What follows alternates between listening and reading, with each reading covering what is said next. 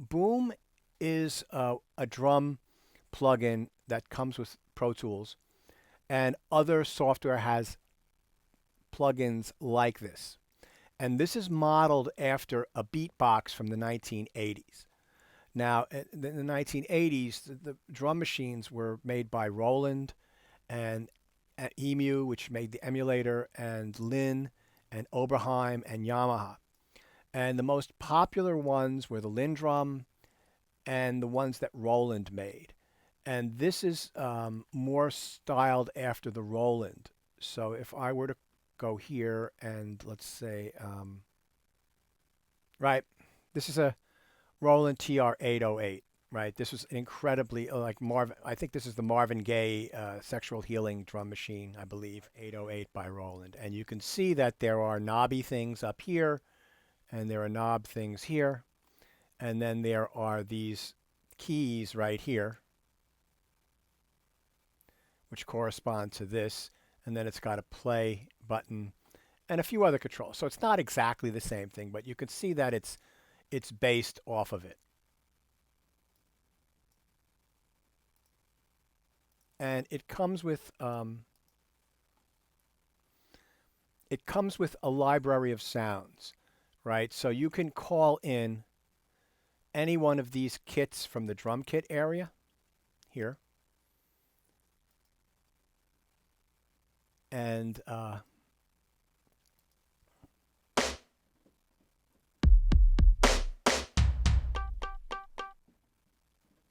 right, so it's got these kits mapped on the keyboard.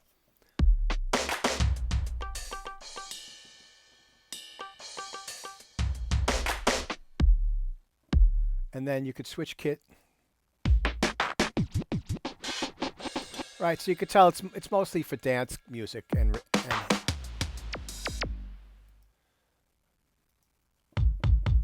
but what you can also do is you can go into this mixer area. This is a mixer. So every one of these slots, it's a sampler. These are all samples. Yeah, these are definitely samples. One shot, right? They don't have multiple samples. So, right, you've got a kick drum here. And then if you click in this slot, you can, let's say that I'm in Dance 1, but I like the drum kit from Urban 2, the kick drum from Urban 2. I can put it in there. And let's see what that's okay. I don't like that rim shot, so what is it? That's cheesier. I like that. I like that. Clap is fine. Close hi-hat. So if I don't like those high toms, right?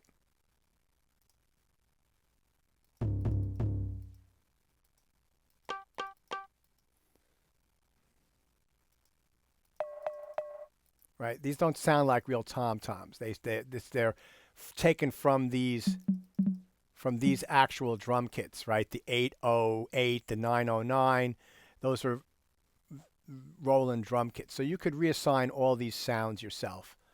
So if I go to Urban 2, it's got these scratches instead of tom-toms. So what you can do is this switch here is the pattern select switch, right? So if you notice right here, this is our pattern. There are 16 columns. The first one, the fifth one, the ninth one, and the 13th one are a lighter color. That is every beat of the measure, and every one of these darker colored ones is another 16th note. So this is 4 beats, 16 subdivisions. So it's 16th notes, right?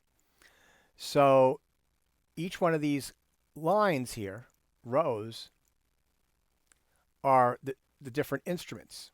So if I push this play button here,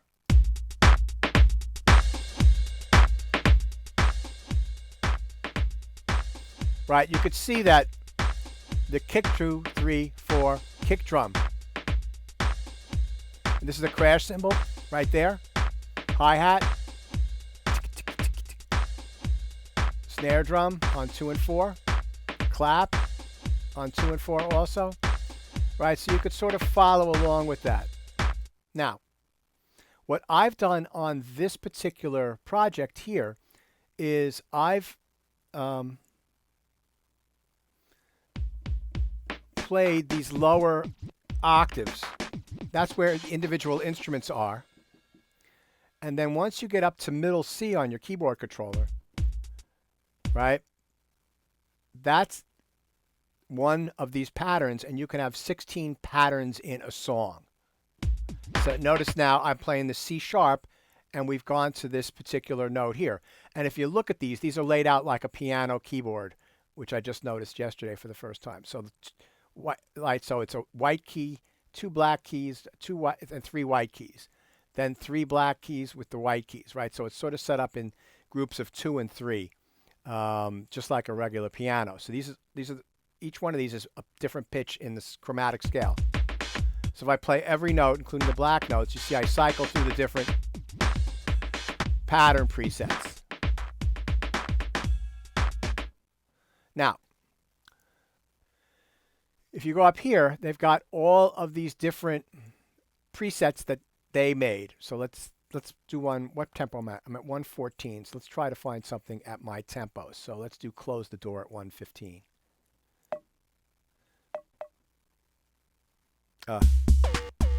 So this is the pattern on this C.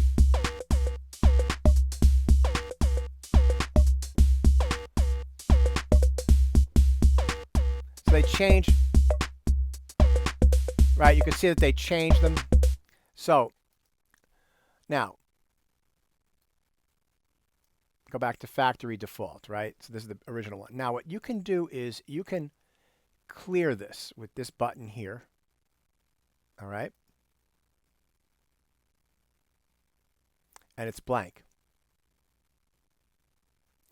And then you can click on any of these little buttons here and they become illuminated, and then that will play that particular instrument. So let's just say, for very simple, I do this. I play kick drum on every beat. So that's every, whoops, excuse me. See, I made a mistake. So if I just keep on clicking, it takes a few and they go away. And I'll explain that in a minute. So now if I play the pattern here, right, I'm getting 4 on the kick drum. So let's change. I want to go to Urban 2. I just love that sound. That is such a great sound. I've used that on albums and on film scores, that particular sound. All right. So now this is playing, right? I can start adding things while this is playing. So I can put a snare drum on 2 and 4. And it will play them back.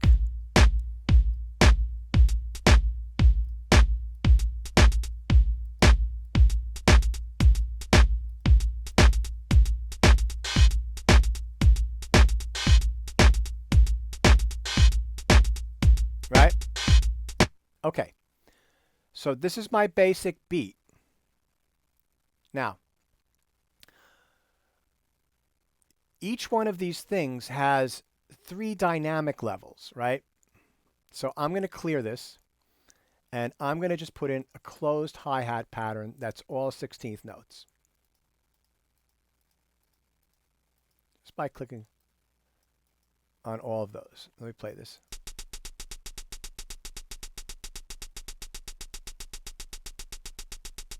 Right? They're all the same volume. It sounds like a typewriter. Now, watch what happens if I click on this particular button here. It will get lighter. See that? It's a little duller. And if I click again, it's barely illuminated.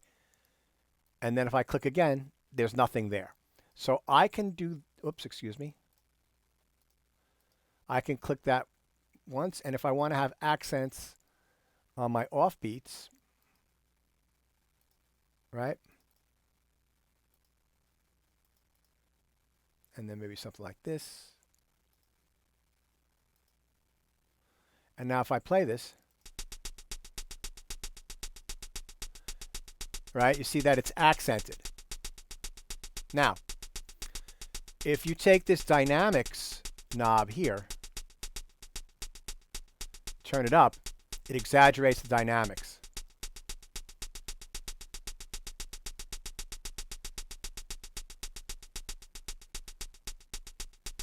That's pretty cool. Now, another thing you can do with this is you could change the feel with this swing knob.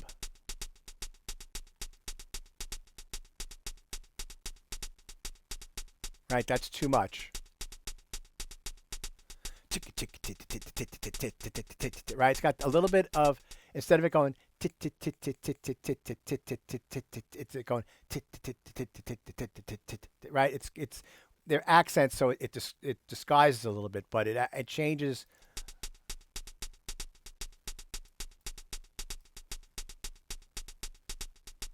Okay, so now I want to make a song from using Boom, right? So what these old drum samplers did would be you would create patterns, and then you would chain those patterns together to create a song. So you might need a drum beat for the intro. You might need a drum beat for the verse. You might need a drum beat that's the verse with a little drum fill at the end. You might need a drum beat for the chorus.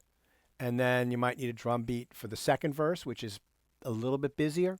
So let me show you how I would do that. So this might be for my intro, right? Maybe what I would do is I would have the kick drum, soft kick drum on 2 and 4.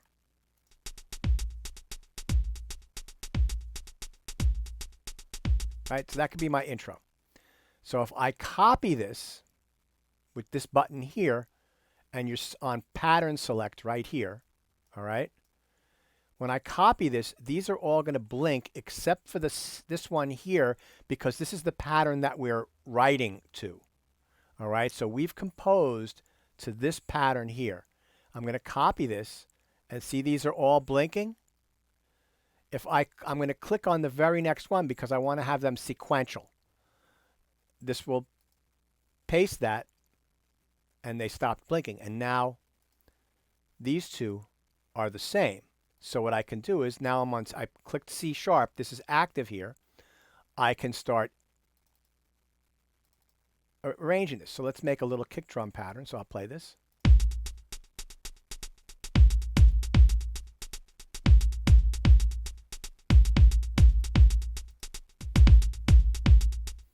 And let's do a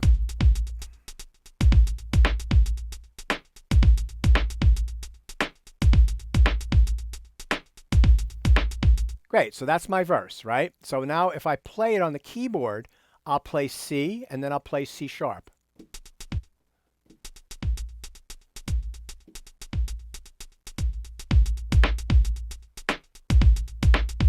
Back to, right? So you could see how you could chain these together to create a song. So let's go to C sharp.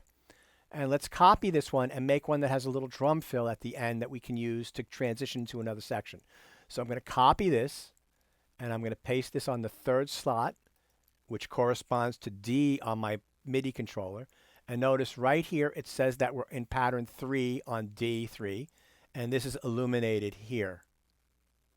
Okay, so, all right, so let's do this.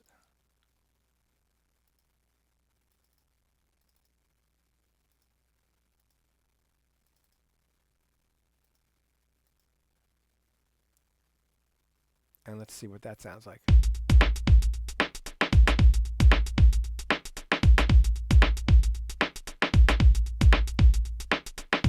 So now I've got, right? Go to the next pattern.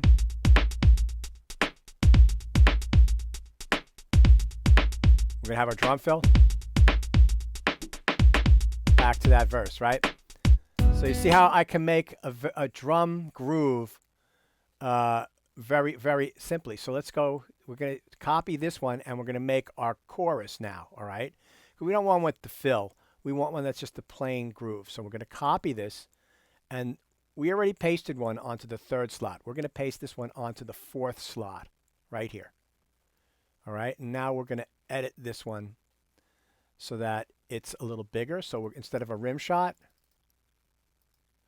We're going to have a snare drum on 2 and 4, and we're going to add clap on 2 and 4, give it a little bit more beef. So let's hear that.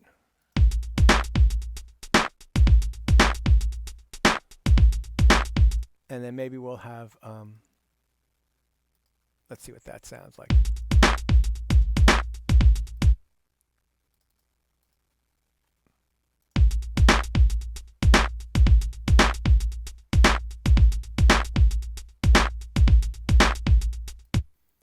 And let's do this. We're going to have, maybe we'll have a very soft ride on the offbeats.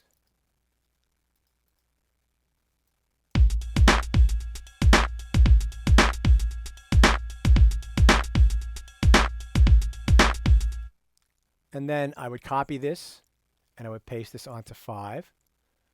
And then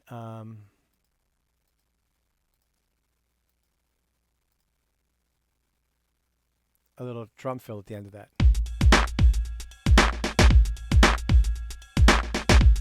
Right? So now I've got 1, 2, 3, 4, 5. So I've got the first 5 keys set up with my... So this is the introduction, 4 bars, right? 1, 2, 3, and this is 4. Now I'm going to go to the next one. My verse, 2, 3, 4. We're going to have our drum fill. Into our chorus. And now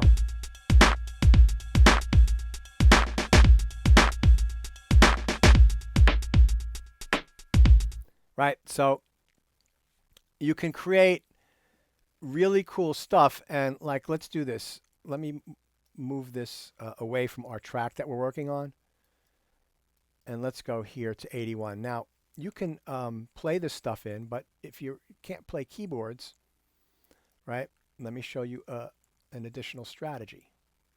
All right, let me make this bigger. So I'm clicking on the top of this slider, this little grid, right, this little box right here under the A to Z. And I know that C3 is our verse, so I'm going to make everything to be a whole note. So I'm going to select 1 bar, and then I'm going to use my pencil tool, and I'm just going to draw in, oops, wrong track, we want our drum track. Boom. Okay. So, and then I drew that in, and if I want that to be 4 bars long, I can do Command D, and that's now 4 bars long.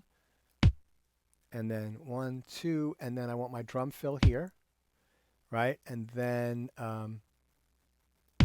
let's see, that's the chorus. So 1, 2, 3, and then we'll do the drum fill on the 4th one. Excuse me. There we go. And then back to the verse, and then duplicate. And then you also actually might want to have one that's here, right? You clear this, and one that's just a kick drum and a crash cymbal on the downbeat, right? So that would be, I believe, this next note up here. All right, so if I play this now,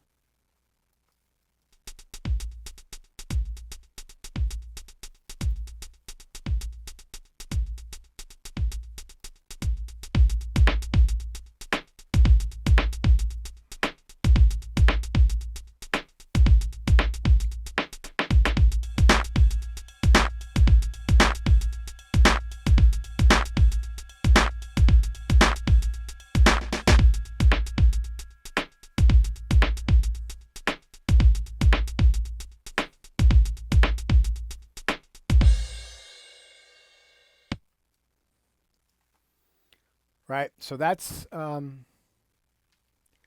how you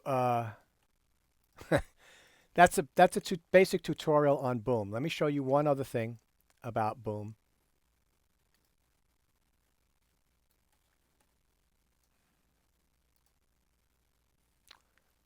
This is a mixer, right? And it has 1, 2, 3, 4 controls, and then a mute and a solo. It's got the name of the instrument down here. and then it's got this this tab where you can change the sounds. So let's look at some of these parameters, right? So now, remember I said that these bottoms, these 16 notes down here that are 2 octaves below middle C, are all the individual instruments. So from here to here. And then all your patterns are up in middle C land. So before I play, before I show you how to do these editing, let me just show you another thing that you can do. Is you can have a pattern going along. Right, and then you could add additional and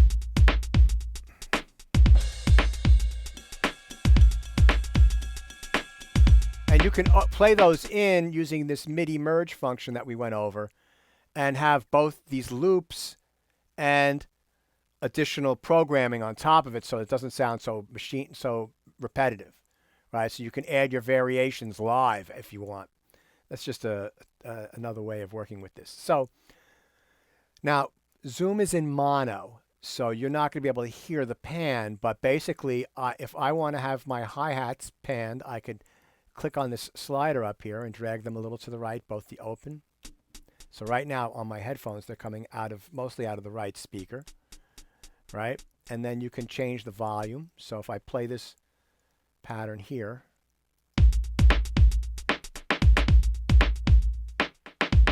right, softer, really loud.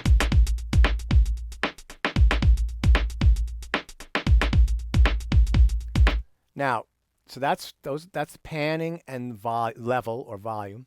Now the other thing you can do is you can tune these sounds. So I'm lowering the pitch on this kick drum. And now for like ambient dreamy music, that is really a cool sound. Right? And you can make the higher too. Just in general, samples always, like 99% of the time, sound better when they're pitched down. That's just the way it is. Don't ask me to explain why. They just usually sound better when they're played at the pitch or lower. You know, if you play it up a little bit, it's fine, but like that's still fine. But that's a horrible sound, whereas that's an amazing sound. And then the last thing, and let me change the kick drum here to. All right, so you've all heard that kick drum sound from somebody's car passing you in the streets, playing so loud that they won't be able to hear in a couple of years. So you could change decay. Right, so you can make it really tight or really long. Boom, as opposed to boom. Really snappy.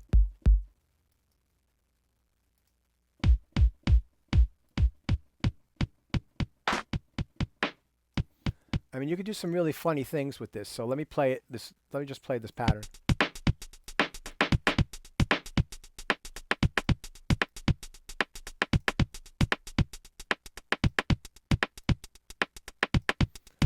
Right.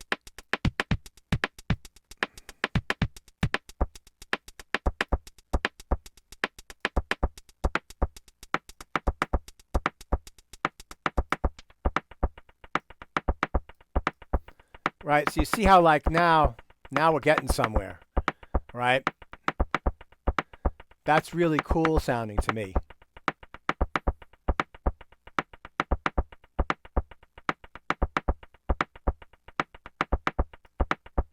And that tuning,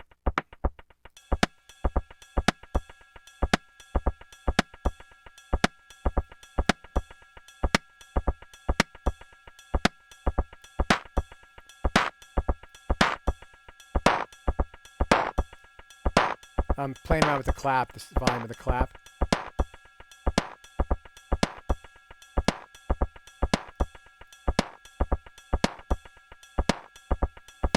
So, as you can see, that there's so many things that you can do with this little piece of software.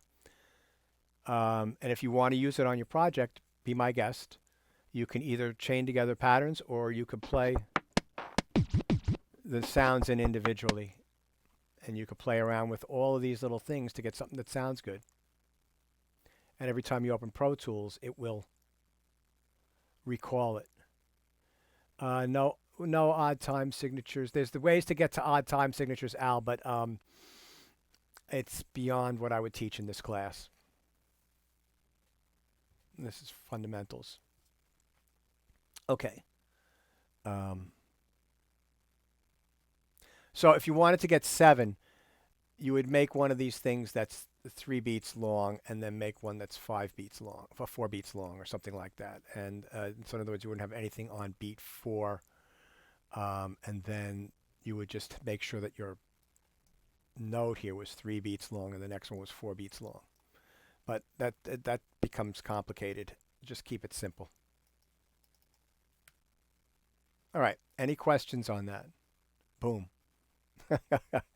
You know, if you want to study drum programming, so if I want to save this, right?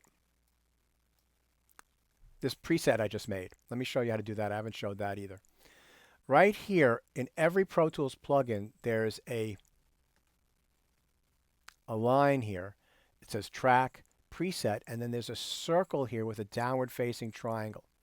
So if I click on that, I can save settings.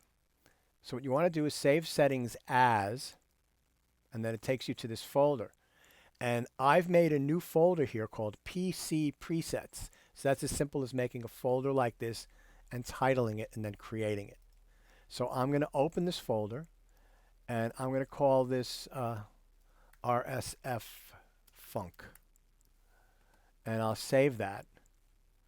And then I can go here to PC Presets and recall that in the future in any project I want. And it'll recall all of these settings here in the mixer and all the patterns that you made. So that's this little circle here with the downward facing triangle. You save as. In your presets folder, I would create a new folder with your name, with your initials on it, presets, new folder, and then just select that folder and title it and save it. Pretty simple.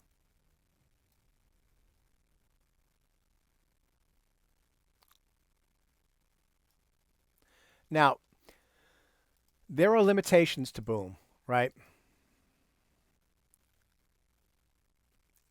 This software is got to be 15 years old, and they've not updated it at all. They should update it. There should be separate outputs for each one of these so that I can route. I can record every one of these instruments as audio on a separate channel in one track, in one take, as opposed to having to do it individually. And then I can process all these sounds individually.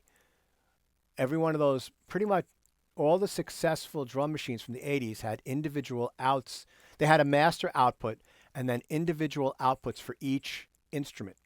And then you would record onto 1, 2, 3, 4, 5, 6, 7, 8, 9, 10 audio tracks, and you would record your entire drum performance onto each instrument onto its own track. And then you would have incredible flexibility to process every one of those instruments, which is what typically went on back then. Here, what you'd have to do is solo each instrument and do a different take, a different pass each time through. So you have to do 10 or however many instruments are passes to create the same thing that you should be able to do in one pass. So that's one thing. And then they should also allow you to import your own samples, right? So you could use this skin and have your own samples added to this that you could create. So those are two things that they should that would really make this really good. Professor, is there a way to make the sequencer window bigger? Unfortunately not. That's another one. Oh, what, the Pro Tools sequencer? No, in Boom, like where you put in the No. Sadly not. That's another one. You should be able to drag, like click down here and drag and make the whole thing bigger, right? Yes. Right? Yes, you should be able to do that. You know, this is on a laptop, you know, this little small. I agree with that totally. So, in other words, what I'm saying is that it's easier for them to make it so that you can click and drag and make the whole thing bigger, and then this would also get bigger. You should be able to resize it. So those are three things that would make it, update it to modern times, because I can do that with a lot of other software. Let me just show you what I mean by that.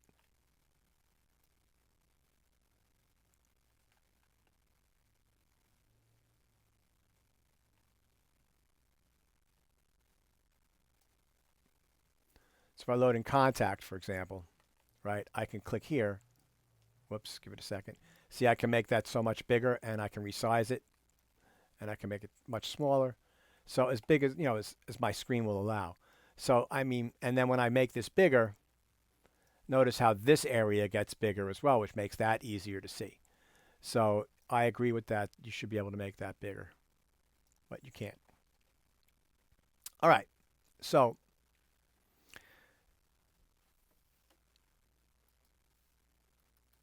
now let's take a listen to our mix. So we're going to go over two strategies today. We're going to talk a little bit about adding time-based effects, and we're going to talk about collaboration and how we do things to collaborate with our friends. And what I'm going to assume is that your friends, if you have friends that aren't in this class, maybe they work in Logic, maybe they work in Reaper, maybe they work in GarageBand. So how can you collaborate with them when you work with Pro Tools? They're not that difficult. Just takes a little planning. All right. So the first thing we're going to talk about is a big part of mixing is getting your volumes in order, right? And there are many ways to look at volumes. There is, for example, in Boom, there's the volume of each individual instrument on the drum kit and how it relates to the drum kit. So in other words, is the snare too loud? Is the kick drum too loud? Is the hi-hats too soft, too loud?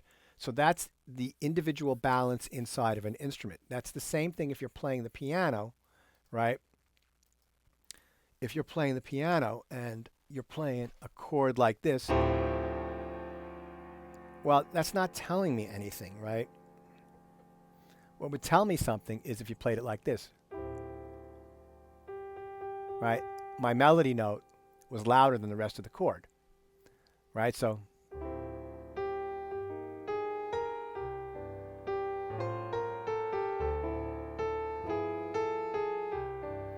and I do that by these fingers in my hands by making sure that the velocity of the key is going down faster than the rest of my hands. It basically means that I keep this at a normal volume and I make the rest of my hands soft, my fingers soft, play softer, right? So I'm voicing my chords on the keyboard to bring out the melodic content and to make them sound beautiful, right? Okay, so that's like individual balance on an instrument. So like, for example, if I was going to be playing an acoustic guitar, now obviously you're going to be hearing this through this microphone here, but you still should be able to hear it, right? When I have a video which I should link to where I explain all this stuff. I did it for the music department. But when you're miking the guitar and you play a chord like that, right? It shouldn't be that this note is 5 times louder than this note, right? If you're just going to play a chord, you need to have it balanced properly. And that's partially to do now volume as opposed to when you're miking an instrument, right? Making sure that it's balanced when you're miking it so that it speaks correctly. So there's the individual performance balance, which I showed you on the piano.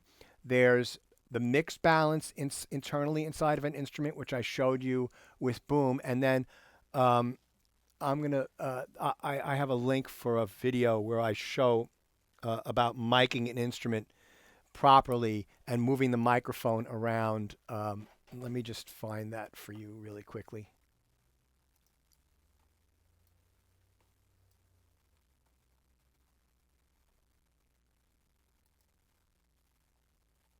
Give me 1 second.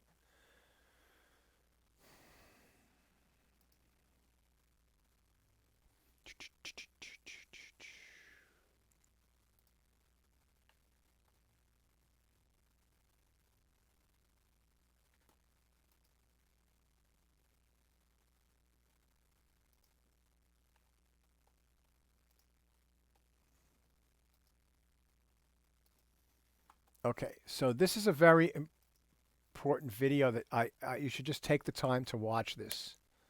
I just popped it into the chat room. It's on my YouTube channel. On this video, Oops, we're going to excuse me. discuss. It's called ACSM Q Class Pre-Records. I did this over the summer for the department. And the one you want is microphone placement. I go into really good detail about microphone placement in a few, using an acoustic guitar and a penny whistle, just to show a few things. So I would definitely watch this video. It's about 10 minutes long. It's easier. It's set up. It's done properly, and you'll be able to hear it in stereo, as opposed to me trying to do that on Zoom. I will be able to do a little bit of that on Zoom, but I think that that's a really good video to watch. Okay. So, volume. Now, there's also tone shaping devices that deal with volume too. That would be EQ, equalization, and compression.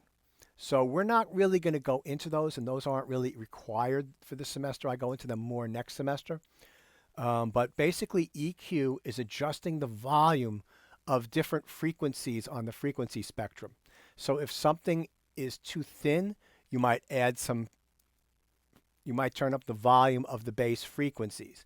If something is too bright, you might turn down the volume of the treble frequencies, right? So there's there's that kind of volume, and then compression is a method. It's like an automatic volume control. It's like somebody is sitting there with their hands on a fader, turning the volume up and down of an instrument to keep it balanced, right? So there's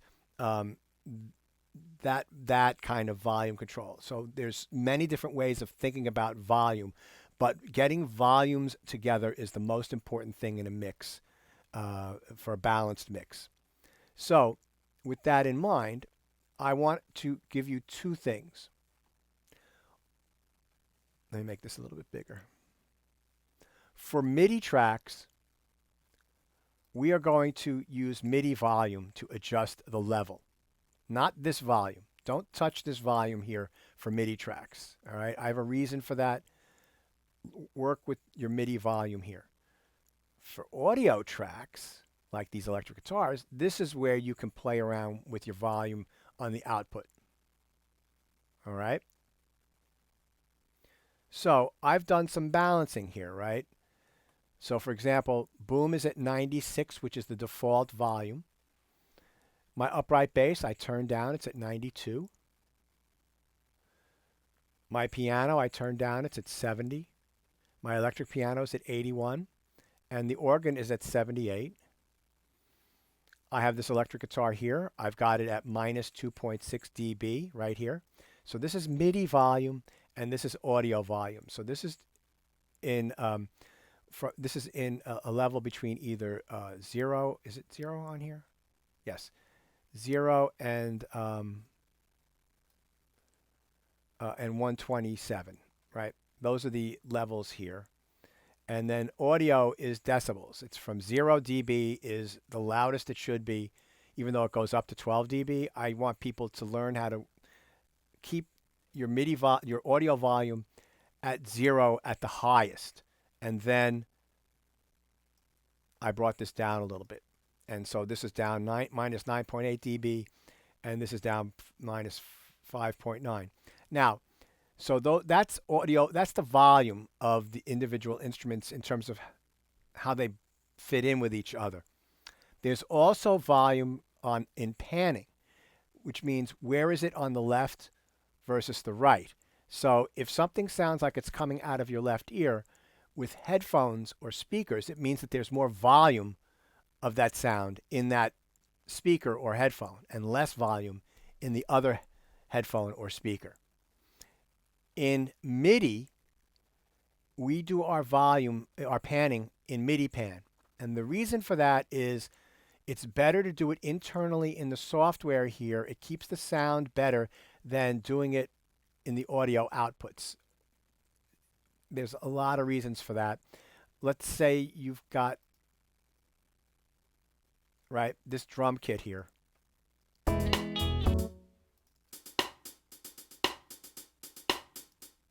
This has a built-in reverb setting here of room. If I pan it with MIDI to the left, right, you can't hear this, but I can. All right, well, never mind. Let's do it here. It's not working there, so let's do it here. Right, I pan these all to the left. They're coming out of this headphone. But the audio is coming, the reverb is still coming out of both speakers, right? So that's the reason why you want to play around with panning using MIDI pan for instruments. And with the audio, you pan the audio. So now let me show you, there's a couple of tricks here. So these electric guitars were recorded in stereo. Now the reason you can tell that they're in stereo, let's take the acoustic guitar. So I recorded the acoustic guitar with one microphone, and then for the electric guitar, I used the stereo outputs of that instrument, of that amplifier. So it made a stereo audio file. Now the reason you can tell the difference is this has one waveform. This has two waveforms, one on the top and one on the bottom that are identical. Right? And then you could see here on the stereo field, it has two pans. It's got the right pan and the left pan. So it's the pan for the top is the left and the pan for the bottom is the right. So you're just placing that on the stereo field. So what I would suggest that you do is with these stereo tracks, what I find is the best way to approach them is, so I want the guitar, this guitar to be over on the right. So I took the left pan and I moved it so that it's in the center at 0, and I left the right one alone. I didn't go all the way over like this. Right? So just get used to doing that instead of, some people do all sorts of strange things that look weird, and then it's just better to, like, do simple, when you're starting out, simple things. So I want this to be a little bit more on the right, so I've zeroed this one out and left this one at 100. So that means I'm hearing it mostly out of the right side. And then that balances out well with the acoustic guitar,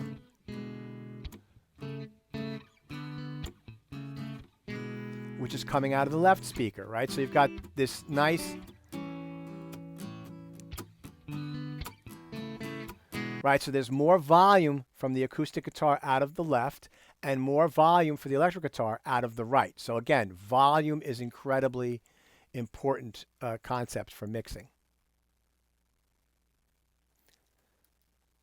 Now, even though there's some reverb on these drums here, I'm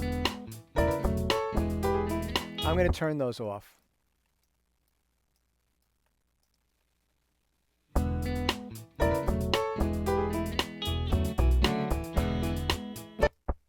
Oh, whoops.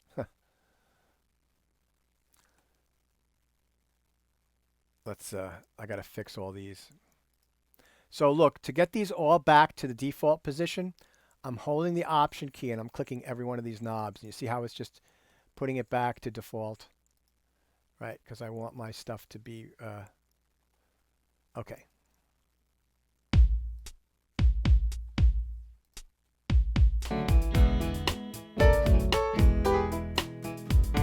So it's very dry right now. I want to add some reverb to this. Now, what some people do is they go into the Inserts column and they click here and they add a reverb, right? So we're using Deverb in our class. And yes, this is one way to do it. And when you call up a preset on Logic, this is the way they do it. But I don't want to teach that. I don't want you to do that. And there's a lot of reasons for that, because I want to also teach you how to route audio inside of Pro Tools, which is really incredibly important thing to learn how to do. So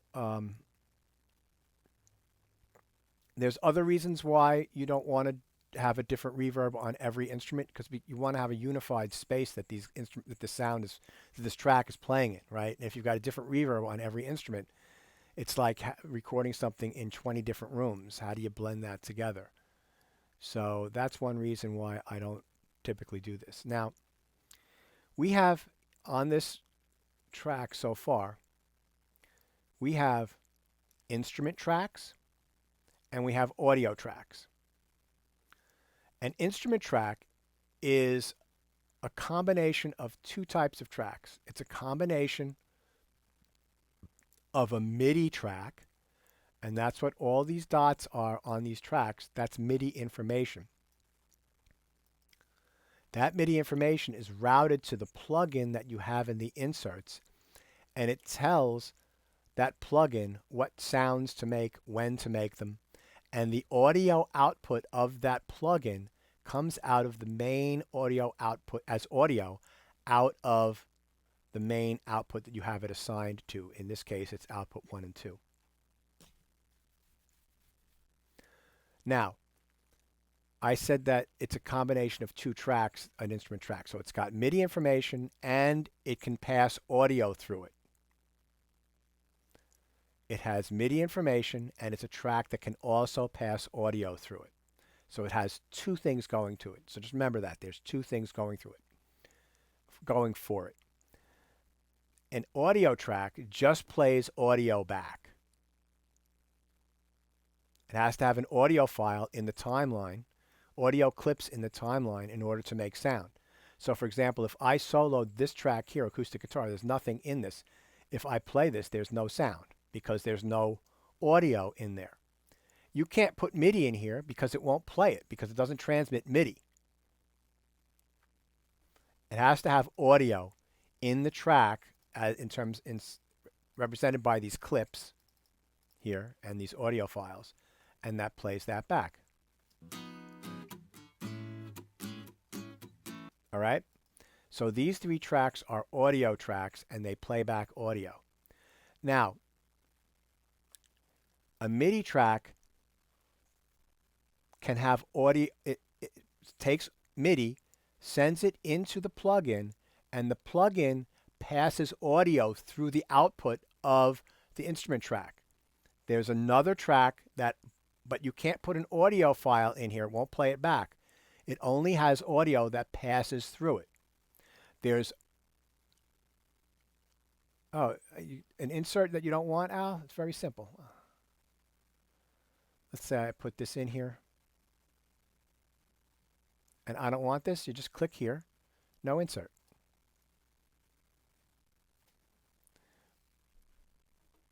Okay. So an instrument track allows audio from the insert to play through it. That is very much like an AUX input track, right? So let me do this. We're not going to record any more instruments, so let me hide all these. So I'm going to click right here at my bottom track, and I'm going to do Command-Shift-N, like Nancy, and I'm going to put in a stereo AUX input, and I'm going to title it Reverb. Now, an AUX input has to have audio sent to it, and it plays and audio comes out, the output. So how do you do that? So in other words, you have to take a copy of the audio from another track and route it so that it comes through this reverb track here at the bottom here. And you do that many ways, but the way I want to teach you today is through Ascend. And that's this column here. And if you don't have this column, on your session, you click here and you just simply add inserts and sends A through E, right? So you have inserts set up. Just add sends A through E. All right, so this is where you can change, we've gone over this before, what you view on this track on the edit window. Okay, so I'm going to use this send. I have to do one other thing first. Give me 1 second.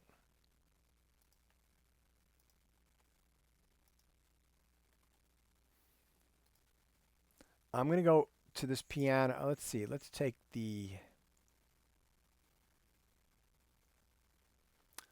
our drums, and I'm going to click here in the sends. And you notice there is output and bus, right? I want you to call up a bus and use the first available one, which is bus 1 and 2. And notice that it's white as opposed to the ones that are amber, which are being used. So let's do bus 1 and 2. Great. And notice a little mixer pops up. Then we have to go down to our reverb track, and we have to make the input be the same as the output here, 1 and 2. So I click on the input, which is this top slot right here. Go to bus 1 and 2. And then what I want to do is see where it says S here. I want to do something called solo safe, which means that it will always play audio no matter if any other track is soloed. So what I do here is I hold the command key down and I click there. And now that is solo saved.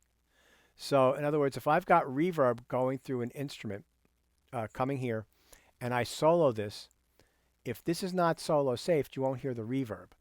If this is solo saved, you will hear the reverb. So that's a good thing to have. Okay, now I'm going to play the drums. And I'm going to turn the volume of this up and watch this here.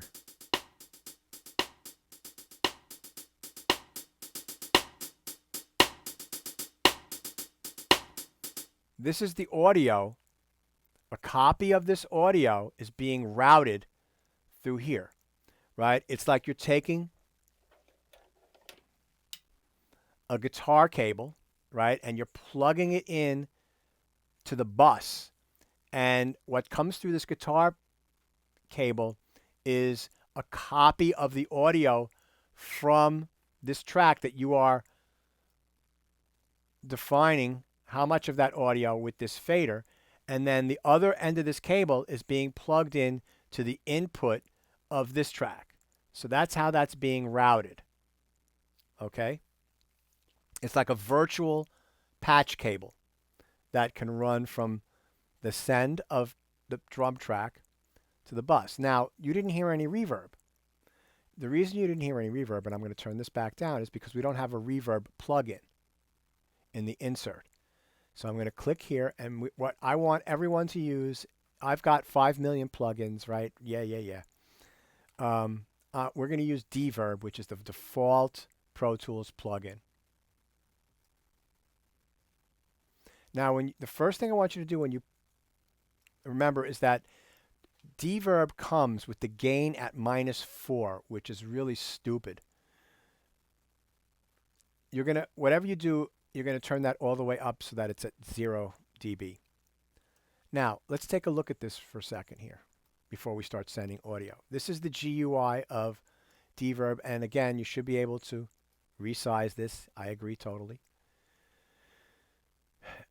This is what's called an algorithmic reverb. It uses math and calculations to create lots of tiny little echoes that are very close together that simulate the sound of a physical space. So up here it's got all the selectors. It's got hall, church, plate, a couple of rooms, ambient, and nonlinear. And then it's got 3 sizes, small, medium, and large. So right now it's set for hall. You see it's amber. If I hit small, you notice here the decay rate changes to 2.2 seconds. Medium is 3.4 and large is 4.5. The decay is how long the reverb tail is. So what does that mean? So let's say that you're in the atrium at the Copland School of Music, which I don't know if all of you have been to yet, but that room has that has like a 6 or 7 second decay to it. So if you clap your hands, it will take 6 or 7 seconds after you clap your hands for the sound to die out. And that's why that room is very difficult to talk in, because if a bunch of people are in there talking, their sentence, they finished a sentence, it's still sounding when they're on the next sentence. And if you figure there's 20 people in there talking, all that stuff is getting mixed together, and it makes it very difficult to pick anybody out. Okay, so this is complicated. I just want you to realize that hall, church, plate, room, those are the ones that we're going to deal with. But what I want you to do at the beginning is see where it says factory default here, is that you're just going to call up a preset. And what we're going to just use is we're going to use a vocal plate, all right, or a bright plate. So use a plate reverb because they sound pretty good in here. Some of the long hauls don't sound great. And since you're mostly going to be doing pop or jazz tunes, a plate is really a good all-around reverb. So I'm going to call up the vocal plate.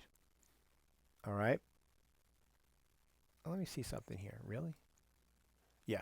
So I must have saved this with the gain at 0. So it's going to come with the gain at -4. So just turn the gain all the way up. All right. And then if we have our vocal plate, we can, this is a nice sound. We can adjust the decay rate as we see fit. So now I'm going to bring up the volume. And you can hear some reverb. You can hear that after the sound, right? So I'm adding some ambience to that. And that's actually a nice length for a song like this, right? So if I turn this up and exaggerate this,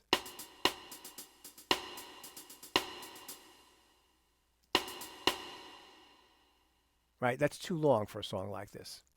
So I'll just keep it at around 1.1, which is where it defaulted to.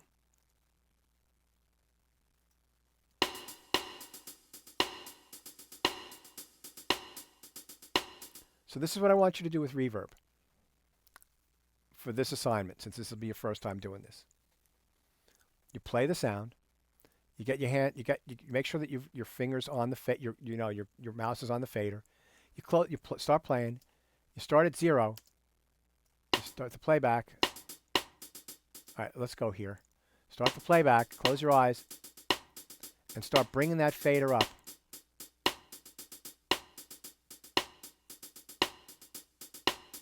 Now I'm hearing it.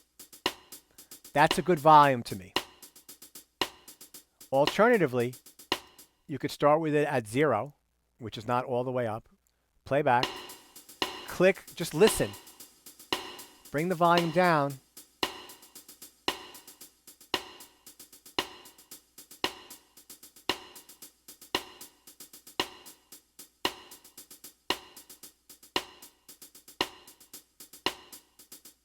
And if you want to hear what it sounds like without the reverb and with the reverb, there's a little mute button right here on the fader. No reverb. So you can see how much life the reverb adds to that sound. So now I'm going to go through here and I'm going to add a little reverb to boom. Now the other thing too is that this comes up as bus 1 and 2. If you right click on here, you can rename this. And I'm going to rename this plate, which will make it easy for me to find. All right, so you right click on this and you can rename it. So now I'm going to call up my plate. And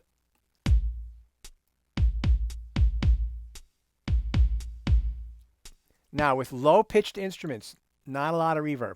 All right, on a kick drum, that's more than enough. I'll mute the reverb. You see how dry that sounds? That's nice. And now I'm going to solo my bass. That's very dry.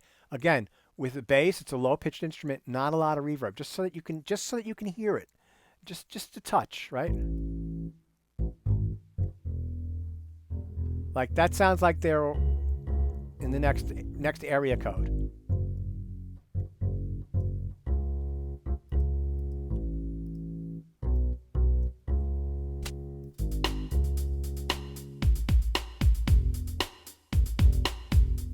Right, so you see it's starting to sound better. Now, the next thing is we got our piano.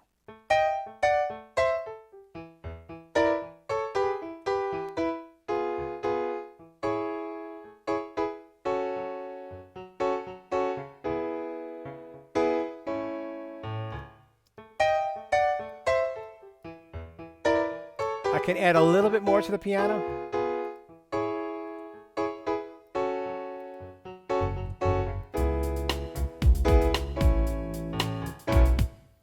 Now, if you play it and stop it quickly, you can hear how long the tail goes on. So let me show you this trick. Right, you can hear. Let me exaggerate the tail here so I can really show you this. That's how I can hear how much reverb there is by doing that, stopping it really quickly. Now it just sounds like it has a nice little ambience to it, not too over the top. Great, and then electric piano. Well, let's see. Let's play that.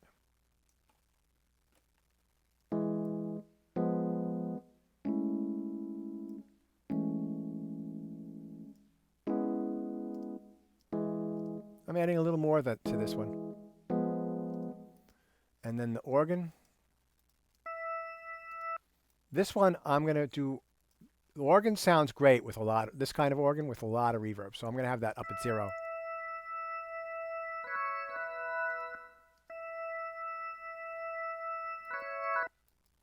It just makes it sound like it's, part of a room as opposed to just like being right in your face. So I'm going to play what I've got so far, and I'm going to mute my 3 guitars.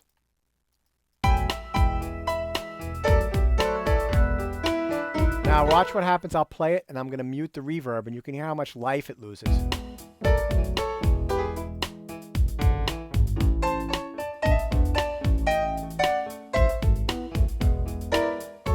Piano's still too loud.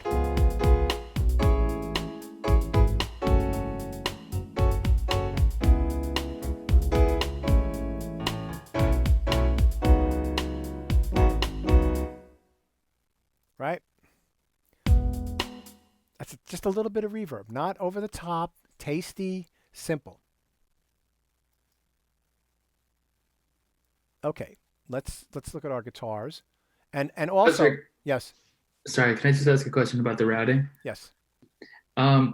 So the volume that you're controlling is the routing from the individual channels, not the volume on the reverb, right?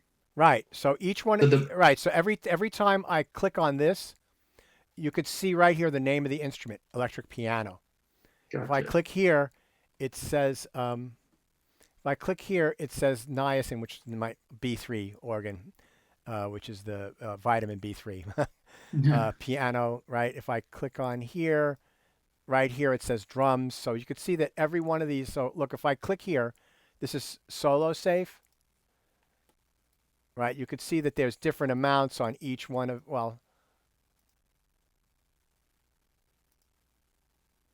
different amounts of reverb. Oh, well, not on those. Well, let's get our piano up here. So yeah, you could see that there's more on the piano. So each one of these has a different amount of reverb on it. Gotcha. And then the reverb bus channel, that's where you like sculpt the reverb, and you just it's not a bus channel. It's not a bus channel. It's an aux track. It's an aux track. Gotcha. Right. The bus is the routing. Bus comes from something called a bus bar. A bus bar is a metal rod or bar that's used to conduct signal. And like I can show you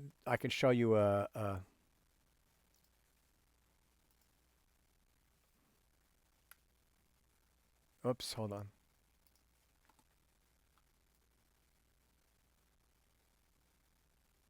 let's do this.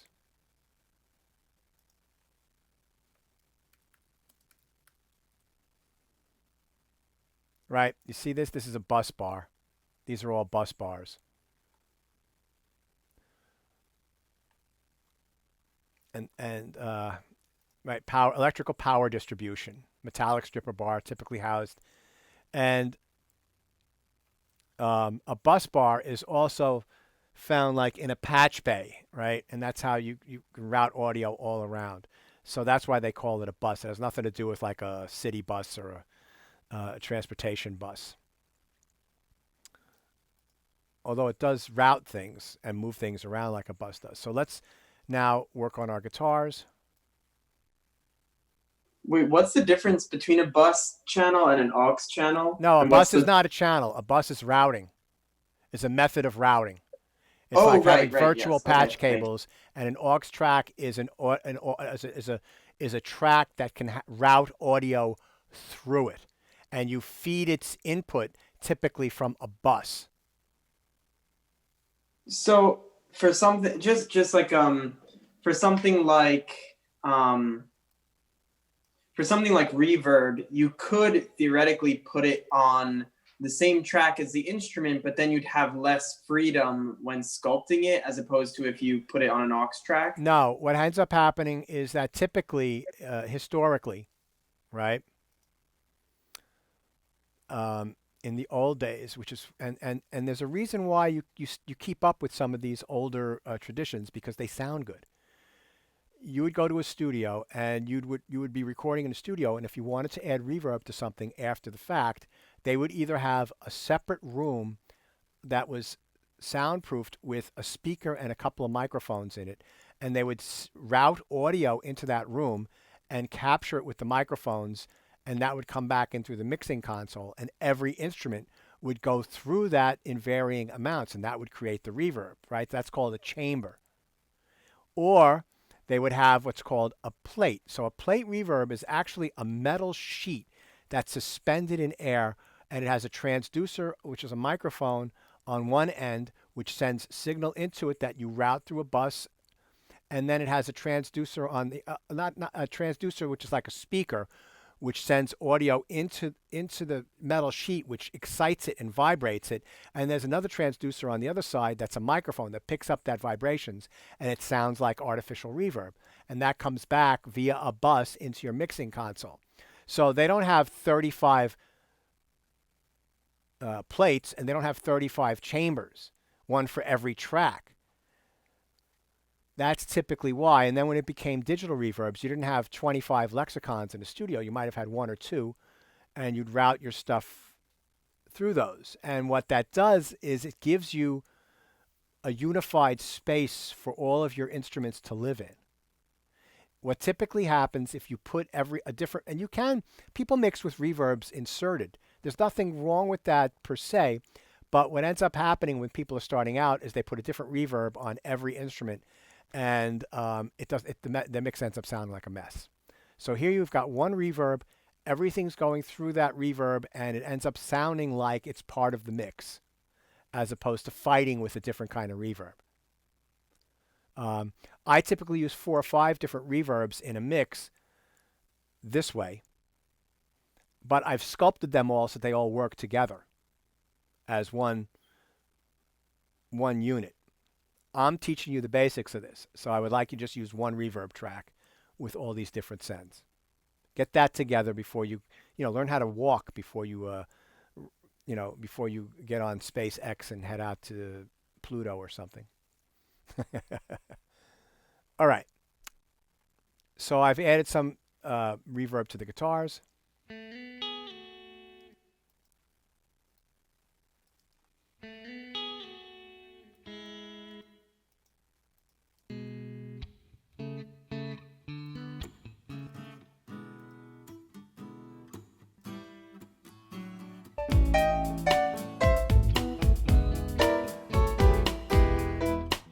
No reverb.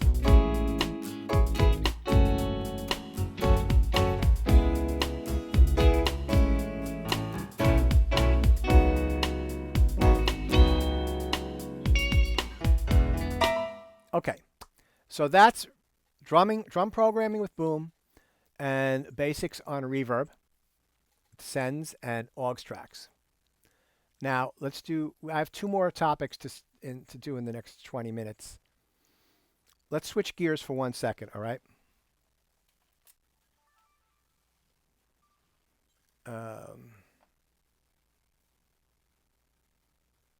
Okay.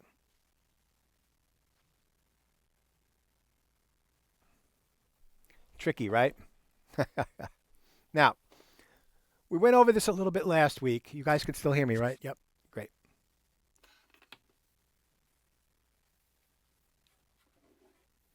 So, when you plug these things in, I want you to hold the microphone and hold this, right, by the jack, not by the lead, by the cable. Hold it by this, and notice that on this one, it's got a little tab that you can push down, and you line up the prongs. So this has 3 prongs with the 3 prongs on this. So this is, the male, and this is the female, and you'll keep this pushed down, and you put it in there until it clicks. All right. Now, to remove this, you hold it by the metal. You push down on this little clip, and you pull out very gently like that. You don't pull out like this. That's how you break these things, right? You clip and put it down. All right. Now,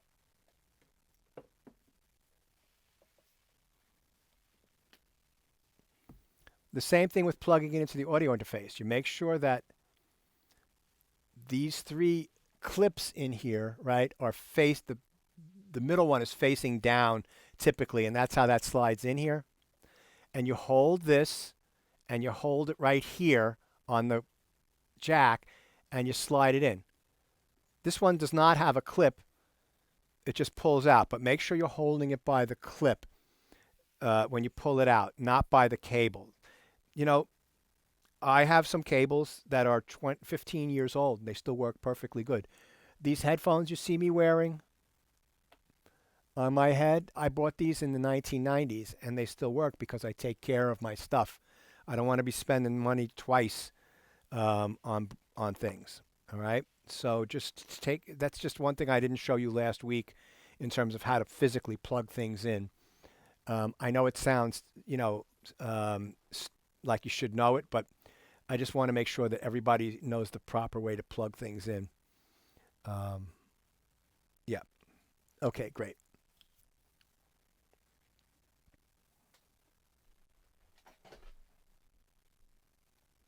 Now, we've got this mix here, this piece here, and we want to send it to our friend to play on. Maybe they've got a saxophone and they want to play it, right?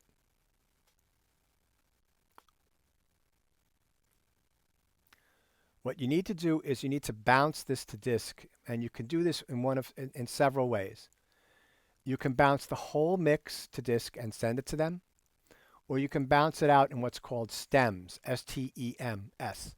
That stands for Stereo Masters.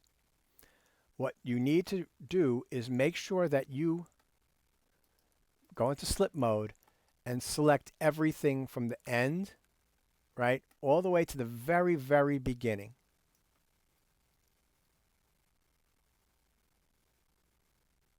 Now, we got a little problem here, right? We don't start on an exact number, so we're going to have to modify that a little. All right, so now I've selected from the 2 bars before the downbeat, so that's -1, all the way to the end. And I'm going to leave this selected just like this. And then I can render this. So what you do is Option Command B, and you can output this. And you probably, you could send it as an MP3 or a WAV file.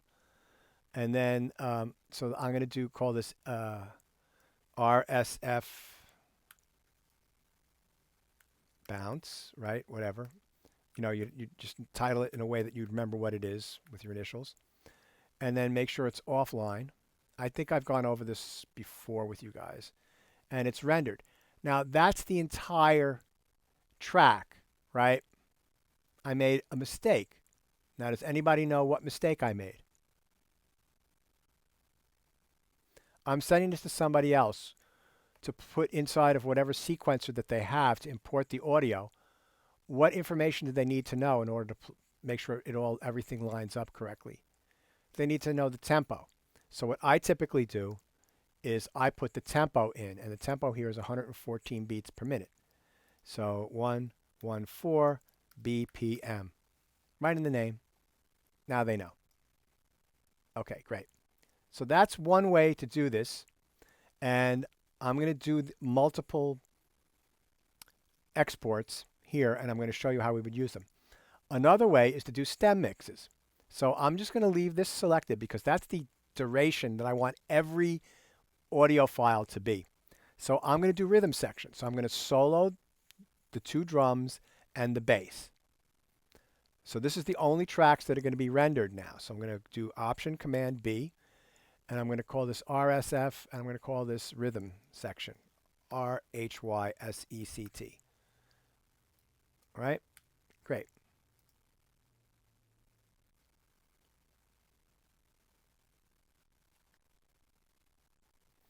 Then I'll hold the Option key and click on any of these S's, and they all become unsoloed. And then I'll do piano, electric piano, and the organ.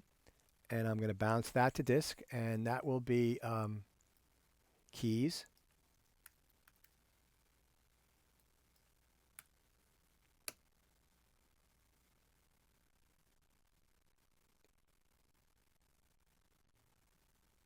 And then Option, click on the S, and then I'll do my 3 guitar tracks. Bounce to disk. This will be GTRS.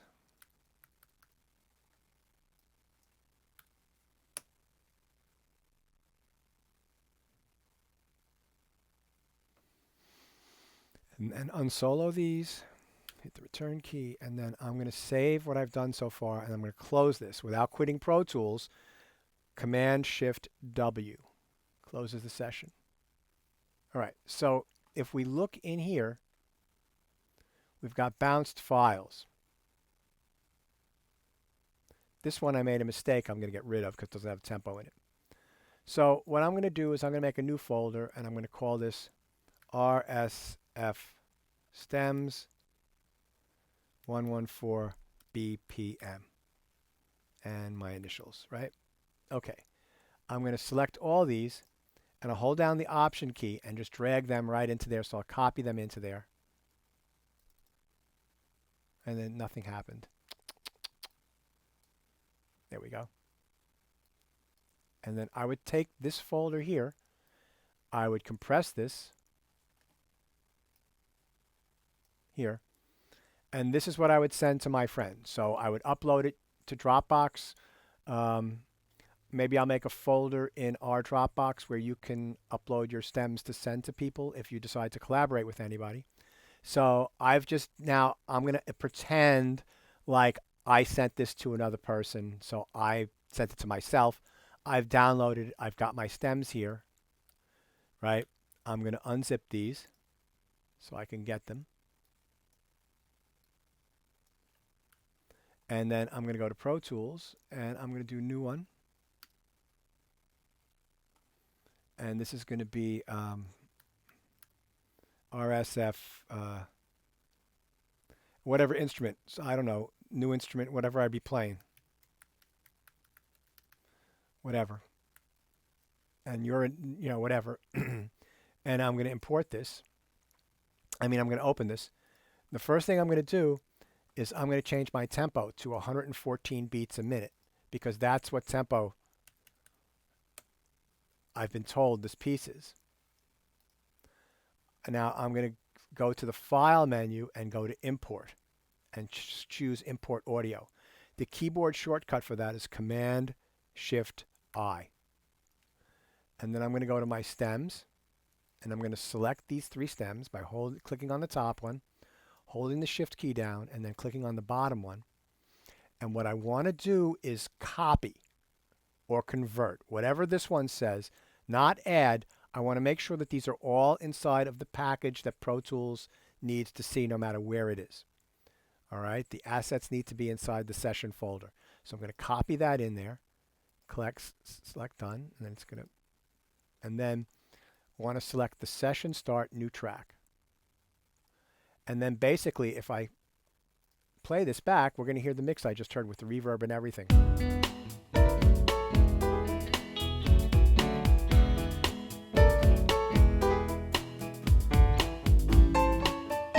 Now, I didn't import the full mix. It's frozen again. You could still hear me though, right, Richard? Okay. Give me 2 seconds. I think I figured out the problem, well, how to fix it. But my screen's going to go blank.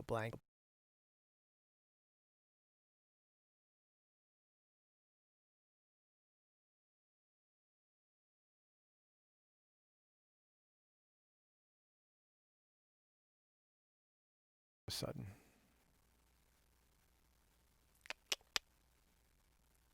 Okay. You could see me moving around? No, you cannot. I have to start video.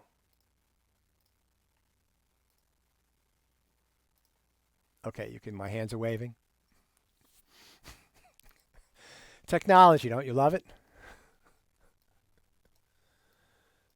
Okay, well, at least I figured out how to fix that quicker this time. All right, so I've got these guys in here. The reason I didn't import the full mix is what if they're playing and they don't want to hear the keyboards. They just want to hear.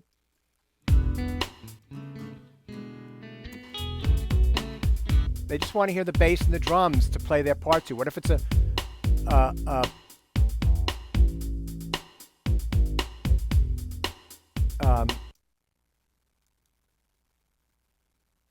what if the person's playing percussion, right?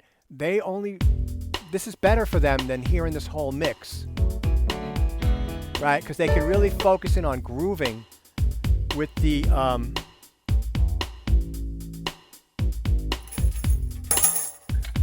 right.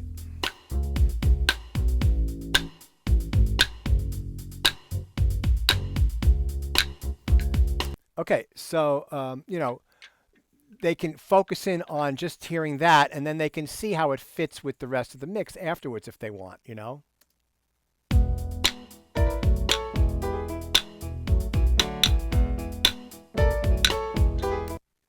So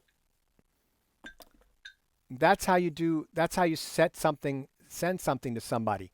They can open this session, they can import these files in any DAW, set the tempo at 114 beats per minute, and it should all line up. They can record their part, and after they're done with recording their part, they can just export that one audio file from the very beginning of the session to the end. And I'm going to show that next week. Or actually, you know, maybe I could show that now. I can show that now. Let me just quickly set up this microphone.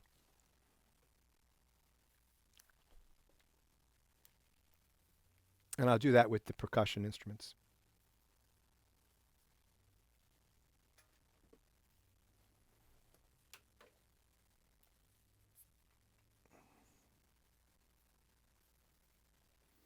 And also the proper way to do this is first into the microphone and then into the audio, into the interface.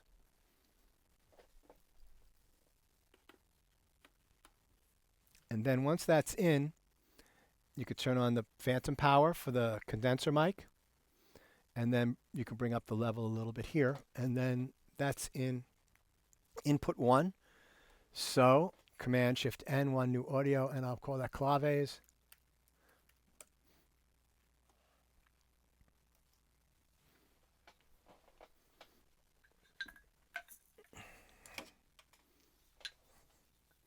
Now, you don't want to be too close with these. These are unbelievably, you know, things like this, they'll cut through any mix. That's a good enough level for something like this. So here we go. Okay, great. 1, 2.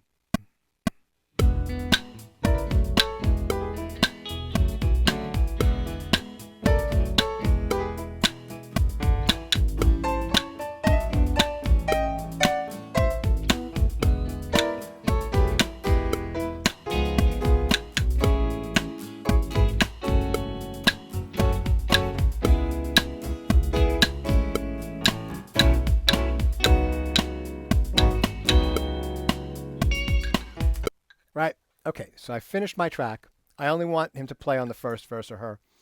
I've got that done.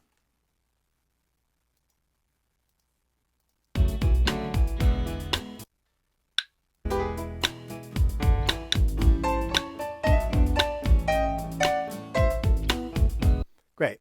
So I'm going to mute these. I don't want these to be exported. And then I'm going to select all of this. Let's just imagine that I finished and I played all the way to the end. All right. So this one's the only one that's audible now.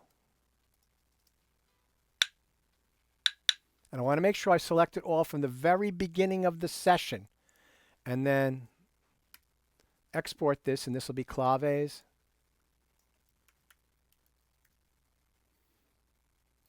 And if you want to put the tempo back in, that's fine, but you already know what this is because you're the recipient.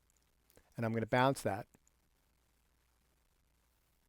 I'll save this and exit this session. Where is that? Okay. So we've got this audio file, right? And this is only one audio file, so you might even be able to email this. Yeah, 9.7, you can email this to your friend, all right? Just as it is, that's fine. So I'm going to take this and just put this on my desktop for now so I can easily find this.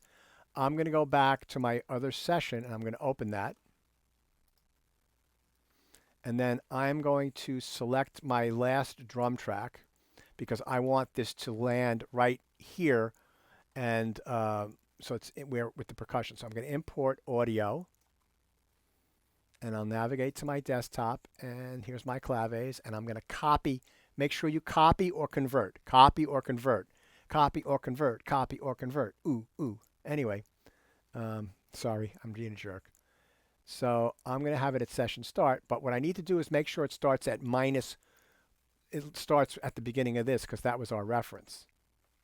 And then let me just add some plate to that.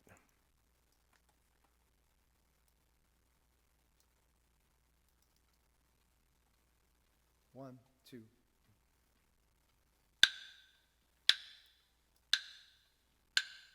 I'm going to bring the volume of that down because it's too loud.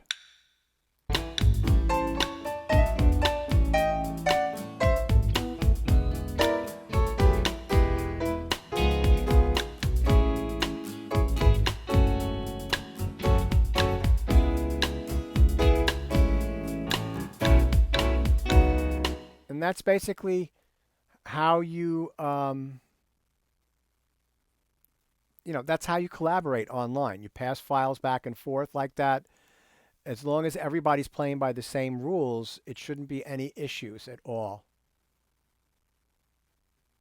I do this often. I play on other people's albums. I send people files to record things that I import and put on my own music. That's the age that we live in now. And actually, this is something that is more beneficial to you than learning how to run a recording studio, because this is probably more what you're going to be doing with any music you create. So